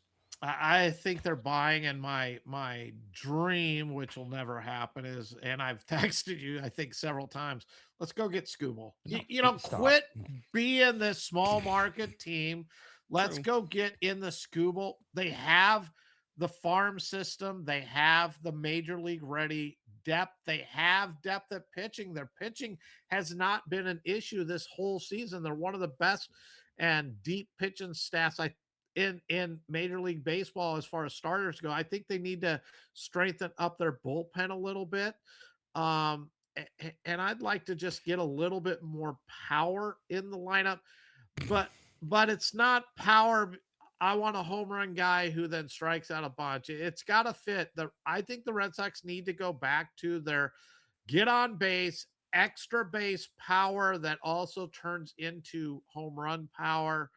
And, to where the Red Sox lead the league every year in doubles. They're also in the top 10 or 12 in home runs, and get back to the way the game is played. But it's not going to happen because Breslow is one of the top diehard analytics, are the only thing that matters. And as long as he sticks with the analytics to the way he is, I don't think the Red Sox will ever meet my expectations. The idea of Scooble going to the Red Sox, which I I rule it out just to get ahead of ourselves because I don't think the Tigers are trading Scooble, but we'll get to that. I love the idea because of everything you laid out about the East. You got the Yankees and the Rays more than a little wobbly. You've got this story that could be the story of the year of the Red Sox coming all the way back and actually contending for the East. And you alluded to the other thing. What the hell with Tampa Bay? They've now lost 5 in a row, 6 of their last 10. They're still 10, 14 games over 500, a game and a half over the Yankees, who again, wobbly, only 6 over the Red Sox. Tampa Bay is in Toronto tonight. Toronto and Baltimore, they're done, but Toronto's throwing Nick Martinez at Dylan Cease. I'm sorry, Tampa Bay is throwing Nick Martinez at Dylan Cease in Toronto, Steve. Tampa Bay's got to get right. This is a tough assignment. They're in Toronto. They're facing Cease. What of Tampa Bay? What of today's game? Yeah, well, Tampa Bay really has faltered off lately because they're big starting pitchers. When you looked at McClanahan and Rasmussen and Martinez at the top of that order, McClanahan and Rasmussen have not been pitching great as of late. When they were on their run, they were dialed in. They were getting wins out of those teams. Martinez has still had a really nice season. He's 8-2 on the season. His ERA is 2.6. They got to get those two guys in front of him. Toronto's in a tough spot. Dylan Cease has had a really nice season, coming off that World Series appearance last year. I thought they were going to be buyers going into the break. Team continues to underperform. Them and the Houston Astros both expect to be there, both expect to win, and they just can't get out of their own way. And Toronto, this is a big series because if they go, they're at home. If they go and they get beat up by Tampa Bay, I think they're getting close to throwing in the towel and saying, look, we can't, we're not going to be able to compete. So maybe we need to sell a few of these pieces off and regroup and make a run next year. So now the Blue Jays last year, they were just in the World Series. So let's go to that theme, but not a team that was in the World Series last year. Young, up and coming, on the bubble. Do we have a compete? Young stars. Esmerlin Valdez. Ready for that name? Strong start to his major league career. The Pittsburgh Pirates rookie outfielder's 2-run homer in the ninth of yesterday's victory over the Howardians made him the 4th player in major league history with at least 12 homers and 31 RBIs in their first 31 games. 31 RBI in their first 31 games. Okay. The 22-year-old Valdez is nicknamed the Magician because his first name, Esmerlin, get it? Merlin, like the magician. Stupid. He was recalled on June 11th, quickly became the integral part of the roster. He has hit safely in 19 of 22 games. He's batted .370, 18 extra base hits, and 27 RBI. His 20 RBI in July led the majors and making the 6th Pittsburgh rookie since 2000 with at least 20 RBI in a calendar month, all of which were then later traded away. Pirates ace Paul Skeens, who allowed 1 run and struck out 8 in yesterday's victory, said he saw signs during spring training that Valdez could have a big impact. You got Skeens, who seems to have kind of weathered a little wobbliness. We got Griffin. Now we got the Magician. Boy, the Pirates are looking great, and I know we're both thinking, yeah, but they're going to blow it. They're not going to spend the money. They're not going to, and they're right there, right? Are they? I don't even know if they're right there. Let me amend that remark here. Pirates are 10.5 back in the National League Central for the wild card. They're in a 3-way tie right now today for the 3rd spot. The Pirates are tied with the Cardinals and the Marlins. They'd have to go through all the tiebreakers, anyways. And they've still got that great plus 54 run differential. The Pirates do. Where are the Pirates? Buyers, sellers? What do you think? I think they need to be buyers, both for their fan base. They're in this. They have so much good young talent, and it's such a shame. But this is why a couple of months ago, I've been on the Pirates. I abandoned the Reds, and I've been on the Pirates bandwagon and been just waiting for them to take off. They have the pitching. I mean, Skeens went into that slump, which was a lot longer than I thought it should be, but hopefully he's righted the ship. He's getting it going. Ashcroft is 9-3 for them. His whip's 1.1 on the season, 2-0 in his last 3. They have him. They got Mitch Keller. Jarrett Jones is a really good live arm sitting down there. They have pitching. They're one of the top 6 in runs scored and offense in baseball.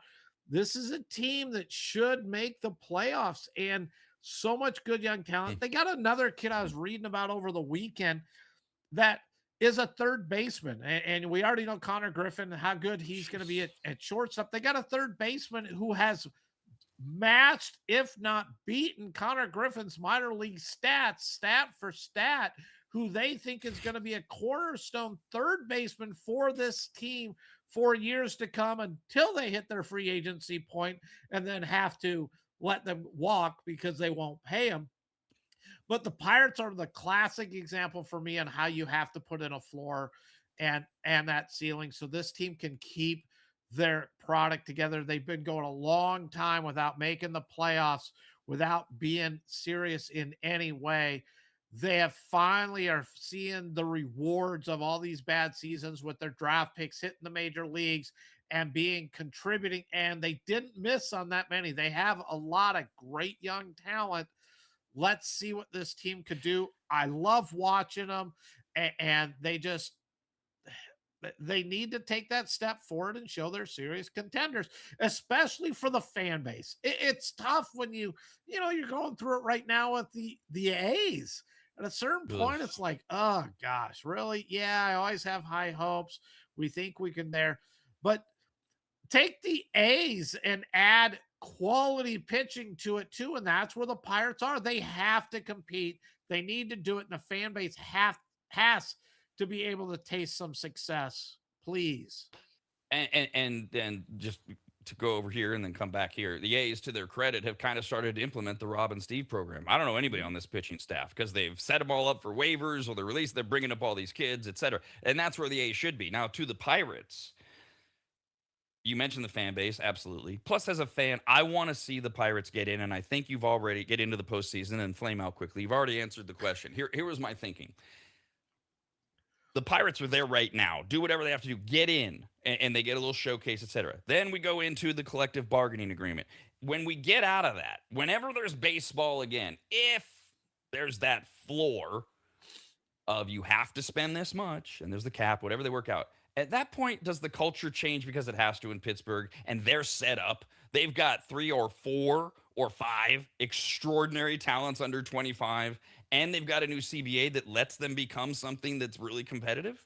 This is why I am pushing so hard and I want to see the cap and I want to see the floor because I think it's going to bring that entire league into a much more competitive. We won't have to listen to big markets, small markets.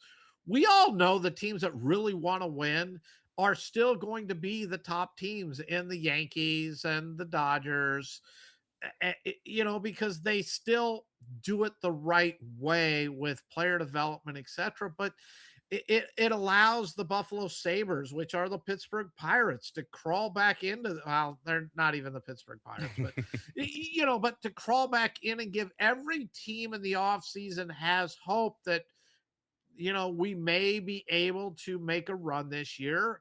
It becomes way more a competitive balance amongst all the different teams.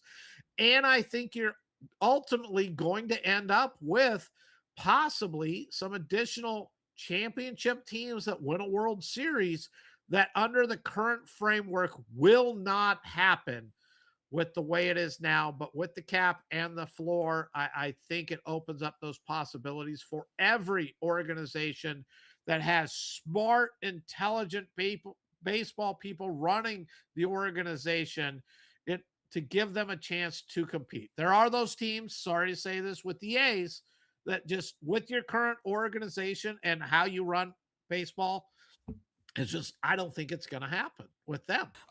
With 2 weeks to go to the day before the trade deadline, Pirates start their second half, their post All-Star half, in New York. They are against the Yankees tonight. They are throwing Ashcraft against Ryan Weathers for the Yankees. Yeah, this game's sitting close to pick him. Weathers has been struggling as of late. He's 3-7 on the season, but over his last 3 outings, he's 0-2, and his ERA is over 5.7, and his WHIP is 2. He has not been good now for a little while. He started the season off really well, but he hasn't pitched good now for, man, I want to say like a month and a half or so. Yankees with Judge out, it is affecting this team. They're trying to survive. they're 6-4 in their last 10. But this Pirates team, you got to make a move. You need to reel off a winning streak here.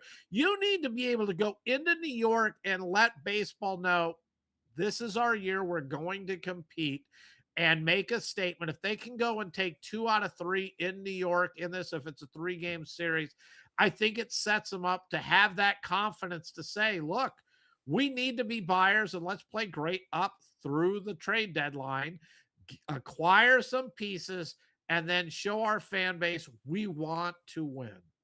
It is a 3-game series against the Yankees, and it's no easy path for the Pirates between now and the trade deadline 2 weeks from today. 3 at New York.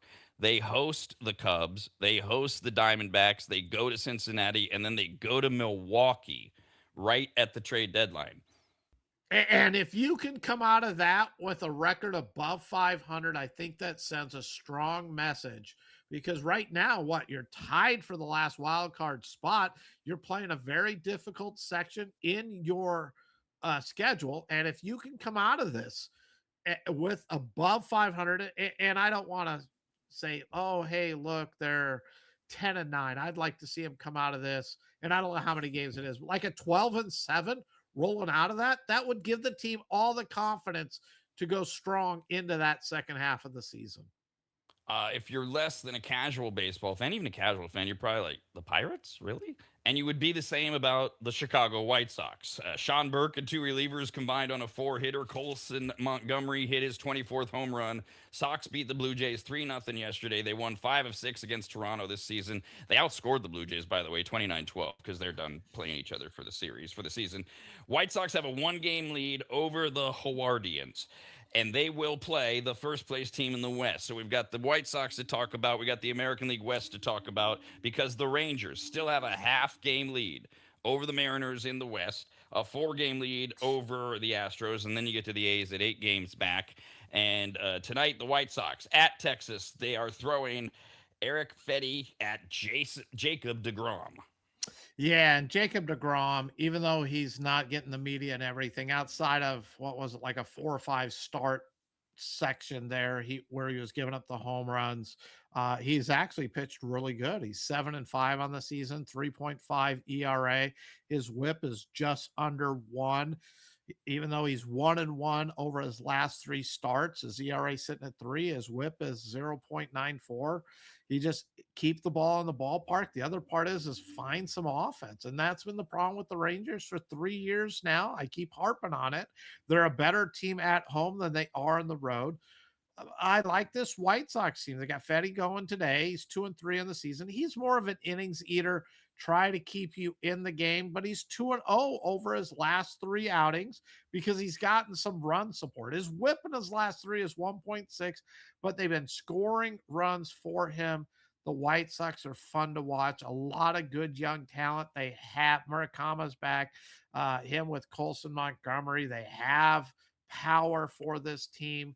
They play solid fundamental baseball going first to third and whatever it takes to win. And I think this team really enjoys playing with each other.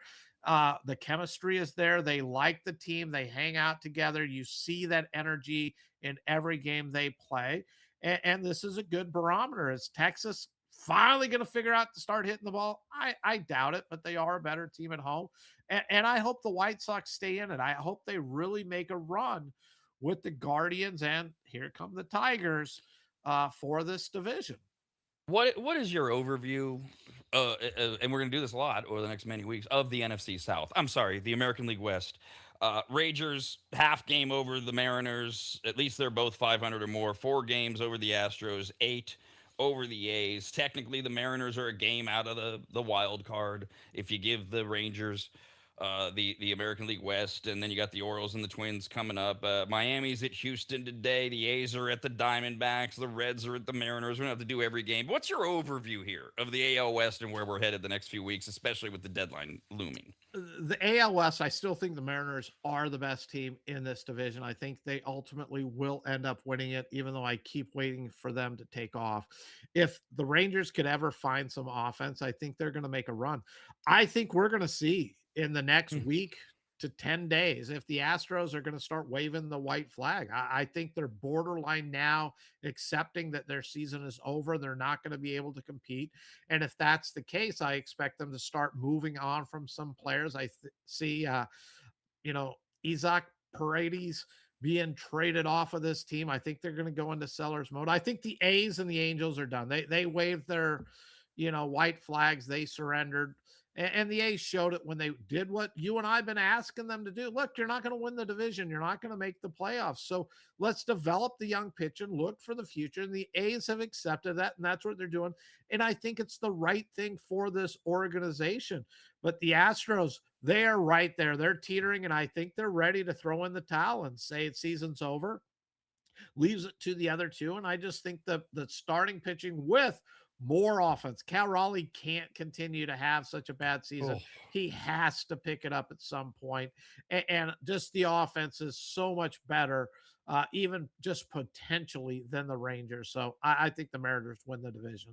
I knew Cal Raleigh wasn't having like last year, but they were on this weekend, and I saw his stats, and I was shocked at how not Cal Raleigh compared to last year he is. We do have rumors through the weekend of where we're at with the trade deadline, and of course, you've got NBA rumors as well after this. Rob and Steve continue next, only on the radnetwork.com.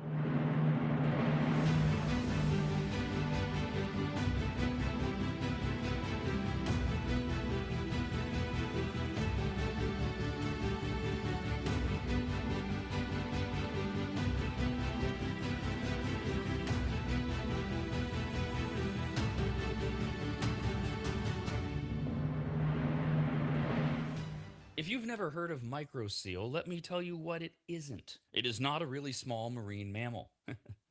Get it?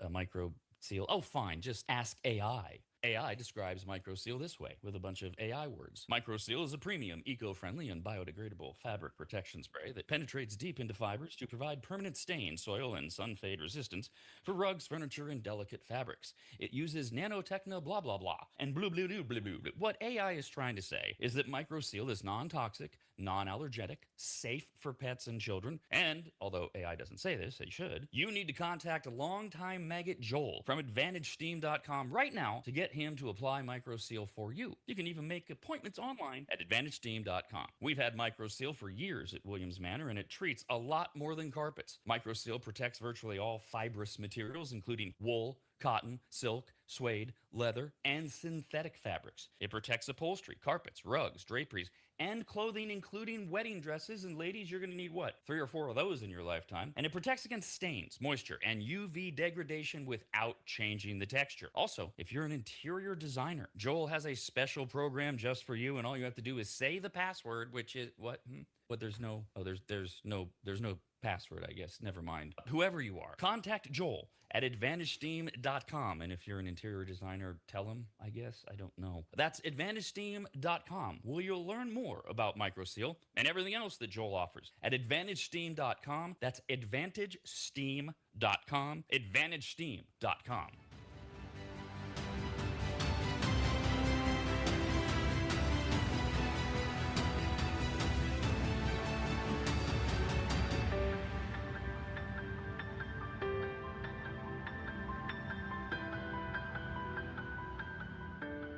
Longtime advertiser Sue Berry, that's Berry with an A, is more important now than ever. Sue and her team have been serving Northern Nevada and the outlying areas for 30 years, and her experience in both commercial and residential lending is vital, as every day we're bombarded with news of interest rates, the market, the economy, and a bunch of other stuff that Sue can actually make sense of while everyone else's eyes glaze over. Now remember, it's Sue Berry with an A, B-A-R-R-Y, SueBerry.com. Most people think berry is spelled like a fruit or Halle Berry, but no, it's Sue Berry with an A, like soul singer Barry White's first name. I've heard people say, stop that. Sue is a broker versus a retail lender, which means she can shop over 150 different lenders to get you the very best rate possible. And on average, someone who uses a broker like Sue saves over $10,000 per loan, which includes refinancing. And if you have a rate at 6.5% or higher, call Sue for a free quote now on a refinance. Sue Berry and her incredible team from Barrett Financial can be found at SueBerry.com. That's Berry with an A. I've been working with Sue and recommending her to you for years. All you need to do is call her now so she can get you pre-approved. Just call your residential and commercial lending expert, Sue Barry, at 775-843-9983. Oh, Rob, stop. You're going too fast. What was the number again? 775-843-9983. Or just head to SueBarry.com. The number's right there. Barry is Barry, Sue Barry with an A.com. That's Sue Barry, Barry.com, SueBarry.com. Disclaimer, Sue Barry, NMLS number 366040, Barrett Financial Group, LLC, NMLS number 181106, Nevada 5091, Equal Housing Opportunity.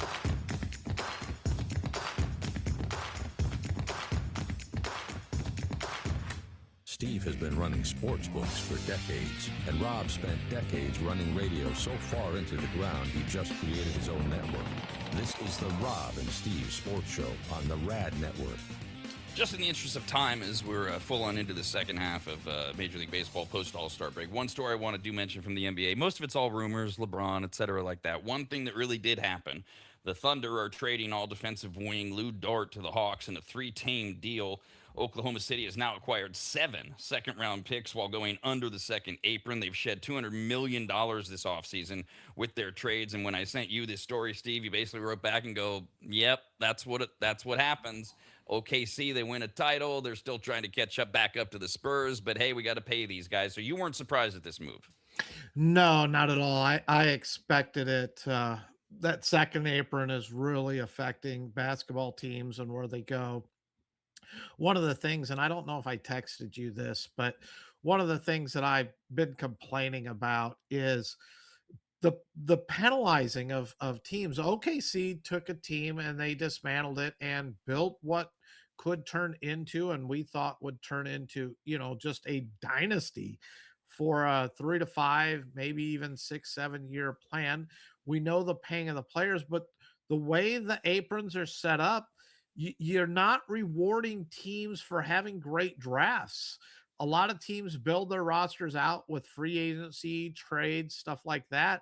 But OKC was able to do it through the draft, but they can't keep their team together. They're being penalized because they had such great drafts. And I know SGA was acquired in the Paul George trade, but with that came a lot of draft picks as well. And I know they traded for McCain, and picked up Cruz. So I know those parts, but I wish the NBA would somehow give like some more bird rights or that kind of thing to teams that they drafted the player. Allow the franchise for, if you have strong draft after strong draft after strong draft, you should get some kind of a reward for it and some roster salary cap flexibility. It doesn't work that way, and I don't know how they'd fully make it happen. But the Thunder, they've been good, and they're going to continue to be good. And they have to start paying their players, and these are the casualties that rise up from the current structure of the CBA. I wouldn't describe it as a thud, but there's something about the NBA offseason that's not living up to what it should have been, and I know why. I mean, it should have been a little bit more exciting or something. I don't know what the word is I'm looking for, but between the NBA and whatever they're doing with the Kawhi deal, and then LeBron is holding the entire league hostage, we're just kind of stuck here. You get these little deals, and the rest of it, we're going, okay, when are these other shoes going to drop or fall, or where is Kawhi playing? Are there other deals to be made? And it's just kind of lumbering along. Whereas we're into the second half of Major League Baseball post All-Star break, 2 weeks to the day from the trading deadline. The Chicago Cubs, good for them, acquired right-hander Aaron Savali in cash from the A's. And that means probably Aaron Savali will become the closer of the year for the second half of baseball, and good riddance as an A's fan. They will pick up Aiden Moffett, whatever that is. This will be Savali's second tour with Chicago. He's 5-7 with a 5.42 ERA in 16 games this year with the A's, who had already designated him for assignment last week because the A's are in the clean it out mode, bring all the kids up, let's see what we got. Moffett, wow, he sounds like I don't know anything about him. It's just you go off paper. 1-2 with a 9.67 ERA and a save in 17 games in relief in single A. Well, hopefully he's got a lot of ceiling to him. This is like a non-move move, but it's a move, Steve. It is, and it just took a player back. I don't see a whole lot of ceiling just from the numbers you said. If by rights, I want my young pitchers to be starting pitchers until they have to pitch their way into being a relief pitcher. When you're already a relief pitcher, it's single A ball with an ERA over 9. I just don't think there's a whole lot of promise there. I think you're just depth at this point. I want to see them as starters until they don't have enough to be a quality starter in the major leagues. But they get the innings, they get the experience, they develop their pitches. There's so much that comes out of fully developing that player as a pitcher and then being able to move them to the bullpen. Because look, you really only have 2 quality pitches. You're not able to go deep into the bull into games and then move them into the relief. If you start off and you're already a relief pitcher who's not very good at single A ball, unless you're throwing 100, and I'd still say that's the only reason you still have a job. You just there's not much of a future there. Jeff Passan, he's ESPN's baseball, one of their baseball insider guys. MLB Network insider John Hyman and USA Today Network insider Bob Nightingale wrote a joint piece over the weekend on the things they could agree on and what they're hearing about the MLB trade deadline in no particular order. They started with the A's, who, according to Hyman, are open to anything. The question, that's all they're saying, is open to anything, meaning what? Probably not open to trying to challenge for to get into the wild card. But the question that was raised by all the columnists is, how far are they open? Are they willing to, because a lot of teams need one, are they considering trading all-star catcher Shea Langoliers, which would just be a dagger to the heart of most A's fans? But that's where people go, anything? But word is, A's have, as we've said, they've accepted their fate this year. What does that mean as they build towards really 28 when they're in Vegas? I think they need to be. I think every team should always be open to anything. We're always entertaining offers. If you get something that, wow, Sure. this would really set us up, that's what you need to do. I hate hearing teams say, oh, they're untouchable, or no, we're not going to listen to offers. Listen to it. Doesn't mean you got to take it. Langoliers would be a tough blow. But I think the A's need to ask themselves, look, is he going to be part of this? And if so, then they need to reach down and sign him to that extension, give him a 5-year contract or something like that. Start paying him and say, look, you're a cornerstone for what we're trying to do for this move to Las Vegas. If you're not there, if you're looking at it, go, Jonah Heim might be, and Jonah Heim's had some good years. I thought he was a great pickup. I remember you asking me at the time, like, they didn't give up anything. I couldn't believe Atlanta just basically gave him away for cash.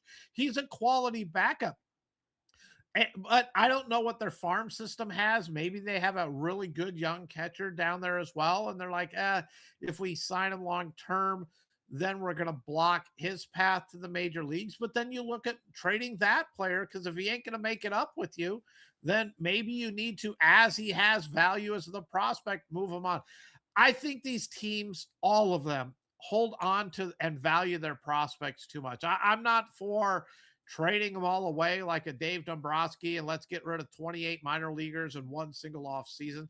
I think that's overboard. But how many times have we seen, oh, this is a number one prospect and we got to hold on to him and he's untouchable and we're not going to trade him. I mean, if Leo DeVries brings in a quality starting pitcher and or 2 quality pitchers because he's the number 2 prospect in all of baseball, trade him.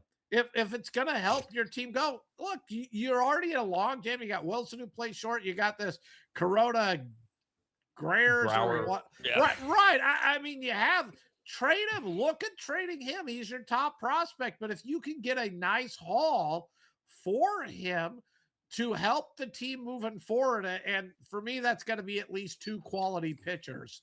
But if you can do that, move him. The kid's name is Kuroda Grauer. That's his last name. And Dallas Braden of the A's announcing team has just started calling him KG. So I like that. But that is the thing with the A's. They have an embarrassment of riches with a variety of prospects and maybe look at unloading some of them. I don't, obviously, as an A's fan, you better get a hell of a haul if you're going to start trading Ray Langoliers and, God forbid, Nick Kurtz and stuff. The next one was the Tariq Skubal thing. The 3 experts point out what I've been wondering. 46-52. The Tigers are 6 now out of first in the AL Central, 4 out of the wild card spot, plus Trading Scooble would crush the morale in the clubhouse and infuriate the fan base. The smart money is moving more and more towards Scooble ain't going anywhere. I've been wondering about that from the beginning. I keep making the case. Why don't they wait? Why don't they see what's coming up? I think they would. I don't think they're moving him. I really don't. I don't think they will end up moving him either. I think it's a big mistake. I don't see them advancing. And if they say, hey, look, we won the AL Central Division, is that really? Yeah, but we gave up 5 years in the future success with the prospects in the hall we could pull back. I just, the more and more I see it, the less likely I think they are going to move him. And I think it's the wrong thing to do. But I would argue that they should have locked him up 3 years ago or 4 years ago with one of those team friendly contracts and given him that 7-8 year contract or whatever it is. He'd still be young enough to go out and get a top contract with that second contract. So I think they've botched Scooble from day one. One specific rumor that really caught wind this weekend is the news that Brandon Woodruff will miss the rest of the season. Thus, Milwaukee needs some starting pitching help, and they are looking to bring back a familiar face. The Mets, of course, are shopping everyone, including Freddie Peralta, who Milwaukee traded to New York during the offseason, and they have their eyes on bringing him back. Here's the problem I have with that is they would be trading for him and bringing him back for the contract he signs with the Mets. If you really wanted him, how come you didn't offer Peralta that contract in the first place? And he would have been on your team. Now you're going to give up draft, additional players for the same contract that you probably could have signed him to. I understand it. I think Milwaukee needs to make a move. How many times are they going to flirt with this disaster? Can they be a serious contender in the postseason? And their fan base expects them to be able to compete. They got Mizorowski. Their window is opening right now with, Logan Henderson, Mizorowski. You got Kyle Harrison. They need some more pitching, but they're going to let their fan base down again. Speaking of the Mets, I said, they're basically shopping everyone. Not everyone. Obviously, Soto's not really on the market. And most rival executives believe that shortstop Francisco Lindor will not be traded, but it's mainly because he's owed $160 million over 5 years after this season and has a full no-trade clause. They're not going to be able to move him. This is the Rafi Devers thing. It's the Francisco Lindor. Yes, good ball players. Contracts are out of hand. They're way too big. You're stuck with it. It's a boat anchor to your franchise. You're wasting all this money. It's not going to help you, but no one's going to take it. I mean, I've been hearing rumors of the Padres now, and I hope it's really not true because I'd be disappointed because Xander Bogaerts, another guy, what he signed an 11-year contract, whatever it is. It's his fourth year. He's got like 7 more years on something like a $281 million contract. Nobody's going to take that. You can't give him away. The problem is I'm hearing rumors that the Padres are considering attaching Mason Miller to Xander Bogaerts' contract. And if you take Bogaerts, you get Miller. You don't have to give us anything in return. But then it's one of those, okay, you traded Leo DeVries for Mason Miller, and now your Bogaerts contract is so bad you got to give away Mason Miller for free just to get this money off your books. That's not good for a team trying to compete. Two teams we already talked about. Bob Nightingale, he's the MLB guy from USA Today, says that the Pirates plan to be aggressive at the deadline, but only, according to his reporting, if they can acquire pieces without increasing payroll. Typical Pirates. Their biggest need is the bullpen. Duh, whose isn't? They've blown 17 saves and 36 opportunities. They have the worst save percentage in all of baseball. That statement, we're willing to be aggressive and buyers as long as we don't add payroll, is the problem with the current CBA, which is why they have to make the moves. Teams think like this. You have to remove that from their thought process and give everyone a chance to compete. We mentioned the Astros. I think you said they will be or should be looking at selling. I think they will be. I think this next week is going to determine, and I think they're already holding the white flag in their hand. They just haven't thrown it up in the air yet. Now, for what it's worth, and teams say different things to different reporters, and they want to keep their fan base up or whatever. Bob Nightingale says that a ranking Astros executive says the team is buying one thing: pitching, pitching, and more pitching. Which Okay? is they need that, but I don't think they're going to have enough to give away in order to bring in that pitching. And is the pitching really going to solve it? I don't know. And, They've had so many injuries.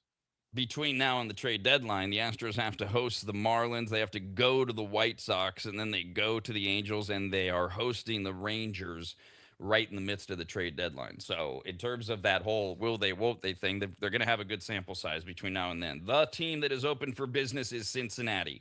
As they wallow in the basement, they are open to trading players with expiring contracts per The Athletic. They are looking to get rid of Eugenio Suarez, first baseman Nathaniel Lowe, catcher Tyler Stevenson, starting pitcher Brady Singer, and relievers Pierce Johnson, Caleb Ferguson, and Brock Burke. If you need something, call the Reds. And I can make that call. And was any of that? This is a garage sale with bad product. Is there anything there? They could all be for sale, but 20 cents. I still don't know if there's anything there worth buying. Have a great day. We're back tomorrow. This has been a presentation of the Rob and Steve Sports Show, brought to you by the Rad Network and is copyrighted by the radnetwork.com and Williams Broadcasting for the private use of our audience.